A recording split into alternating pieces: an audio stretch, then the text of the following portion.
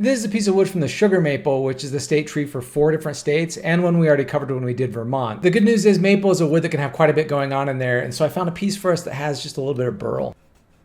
And the state we're going to make out of this piece is the great state of Wisconsin, which designated the sugar maple, scientific name Acer saccharum, as its official state tree. It was first selected as an unofficial state tree by a vote of Wisconsin schoolchildren in 1893, beating out oak, pine, and elm. During the state's centennial celebration in 1948, the tree won yet another vote led by school children, so the state legislature decided to make it official the very next year. Its native range spans from southeastern Canada through the northern U.S. and as far south as Tennessee. It does best in areas with cold winters as it requires a hard freeze for proper dormancy. Also, its seeds will only germinate at temperatures just slightly above freezing in the springtime, a property that isn't shared by any other known species of tree. Like we covered in our Vermont video, the sugar maple is the most prodigious of the few species of maples that produce the sugary sap used to make maple syrup and maple sugar, a practice invented by indigenous people within the tree's native range. Fun fact, it takes about 40 gallons of maple sap to produce a single gallon of maple syrup.